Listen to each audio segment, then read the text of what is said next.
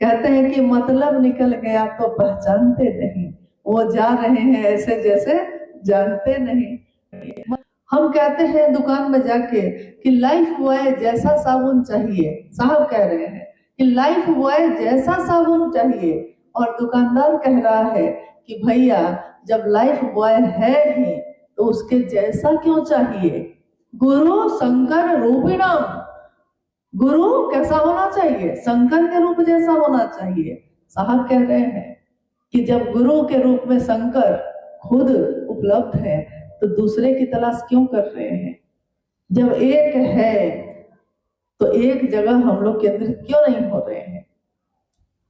मेरा इतना ही अनुरोध है कि जिस चीज को उन्होंने अपने जीवन की आहुति देकर पाई है और लोगों में बांट दी, हम आप उस योग्य हैं कि नहीं ये भी नहीं देखा, हम संभाल पाएंगे कि नहीं ये भी नहीं देखा। गुरु संभालना सिखा देंगे, गुरु की दया हमारे मन को संतुलन में ले आएगी। हमारे आसपास की दुनिया ये देखती है कि हम शिव की चर्चा जो करने वाले लोग हैं, शिव का शिष्य जो बनकर हम चल रहे हैं, हमारी पहचान दुनिया में क्या होती जा रही है, क्या होती चली गई। साहब ने एक बार पूछा, उपवन में हम लोग बैठे थे, कुछ गुरु भाई गुरु बहन मिलने आए थे, उन्होंने पूछा गुरु बहनों से जो कह रही थी कि हम लोग अक्सर किसी न किसी गांव में जाते हैं या शहरी क्षेत्र में भी जाते हैं। साहब ने पूछा उनसे कि तुम लोग जब जाती हो तो लोग तुम लोग को देख के क्या कहते हैं। बहुत अच्छे मन से उन्होंने पूछा, लोग तुम लोग को देख के क्या कहते हैं। कहते होंगे कि शिव की बात करने वाले लोग आए हैं। और गुरु बहनों ने भी हंसते हंसते उत्तर दिया, हाँ साहब कहते हैं कि शिव चर्चा वाले आए हैं। ये शब्द सुनते ही जैसे साहब का चेहरा, उसकी रंगत ही बदल गई। उन्होंने कहा, शिव चर्चा वाले, मैंने तो तुमको शिव का शिष्य बनाना चाहा। एक मामूली छोटा से छोटा गुरु भी अगर शरीर में भी है और उसका शिष्य भी अगर गुजरता है, लोग कहते हैं अमुक गुरु के शिष्य जा रहे हैं। धरती पे इतने गुरु हुए, उनके शिष्य जो हुए उनको देखकर, उनके भाव भंगिमा को, उनके प्रेम भरे भजन को सुन के, उनके आचरण को सुन के लोग कहते हैं अरे ये अमुक गुरु के शिष्य जा रहे हैं। और मैंने तो जगत गुरु शिव से जोड़ा है। लोग आपको हमको देखकर ये क्यों नहीं कहते कि शिव के शिष्य जा रहे हैं, कितने शांत जा रहे हैं, क्या सौम्यता है, क्या आचरण है, कितना बदल गया इसका जीवन। जो दिन रात कलह करता था अपने घर में, ये शिव की बात करते करते अब इतना शांत है कि कोई कुछ बोलता भी है तो उलट के बोलने की इच्छा खत्म हो गई। नहीं बोलना है, ना कोई जवाब देना है, ना कोई शिकायत करनी है। क्योंकि अगर मालूम हो जाए कि जीवन किसी भी पल खत्म हो सकता है तो शिकायत करने का समय है आपके मेरे पास।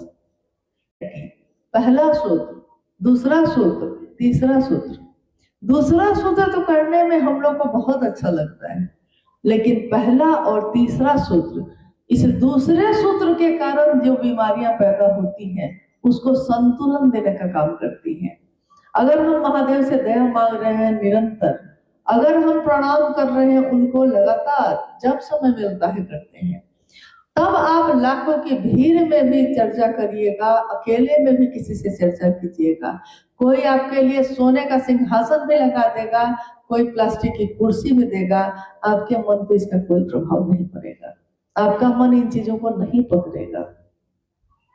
सारी बीमारियों का इलाज इसी में है, पहला और तीसरा सूत्र। दूसरे सूत्र में जिसमें पूरी दुनिया है, तो दुनिया की अच्छी चीजें भी होंगी और दुनिया की विपरीत चीज भी तो होगी।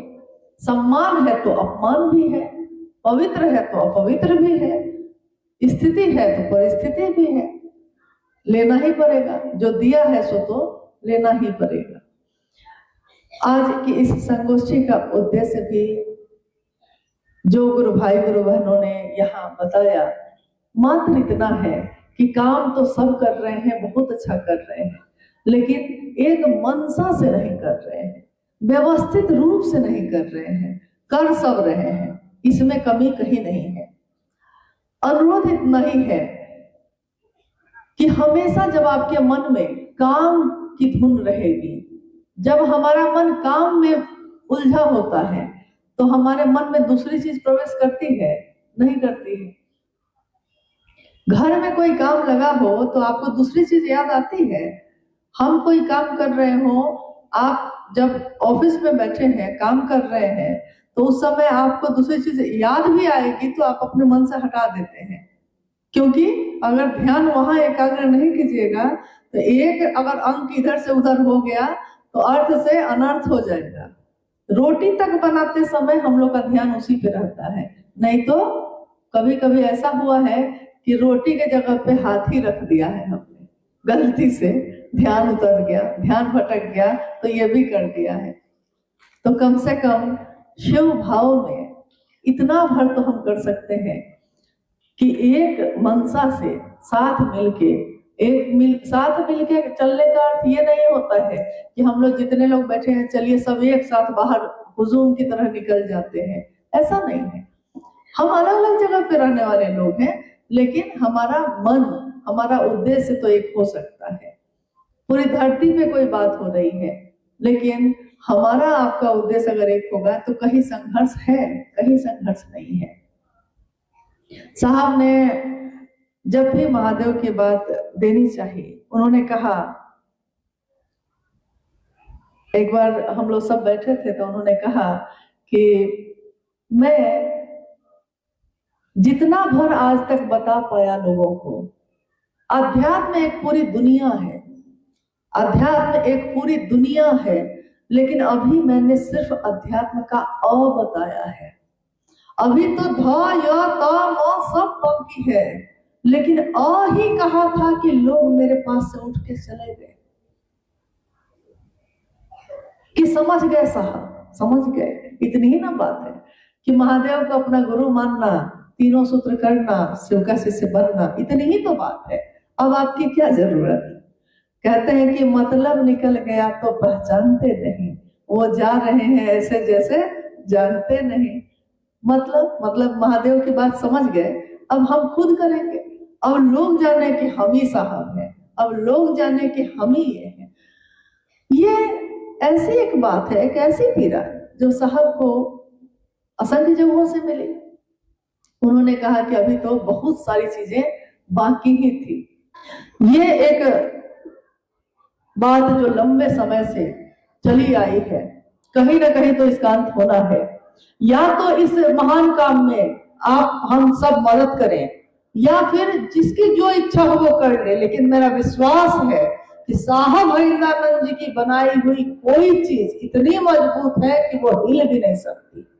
चाहे लाखों लोग एक तरफ अगर हो जाएं और लाखों लोग एक तरफ हो जाएं, तब भी नहीं हिल सकती।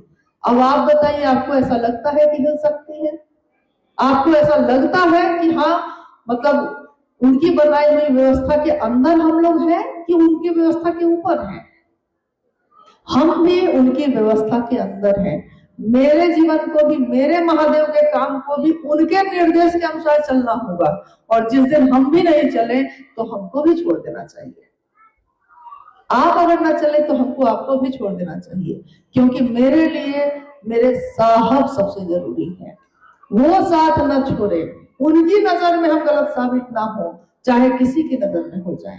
तो जो सही करेगा उसका सिर हमेशा ऊंचा रहेगा और रहता आया है। साहब और दीदी ने किसी का भी वैसे लोगों का साथ नहीं छोड़ा जो आज महादेव का काम कर रहे हैं। और उन्होंने ये भी कहा कि याचना ही करते रह जाइएगा, कब तक? जब तक काम हो सकता है बातचीत से। इसका ऋण हम लोग नहीं चुका सकेंगे। जो समय कोई शिव का शिष्य किसी को देता है ये अमूल्य होता है। लेकिन हम लोगों का अनुरोध है, मेरा अनुरोध है कि हम जो आए, हम लोग की जो बात हुई है वो हमारे पथ को और प्रशस्त करेगी, साफ करेगी, हमारे मन में फैले अंधेरे को दूर करेगी। और एक बात तो तय करेगी जरूर कि जो साहब के अनुसार चल रहा है कोई हो दुनिया का, आए जरूर जाइए जरूर मिलिए, लेकिन अगर आप अपनी आंखों से देखिए कि नहीं, ये जो बोलता है मंच से और उतर के जो करता है, इस दोनों में जमीन आसमान का अंतर है। तो मेरा निवेदन है कि वैसे लोगों का साथ तत्काल छोड़ देना चाहिए हम लोगों को।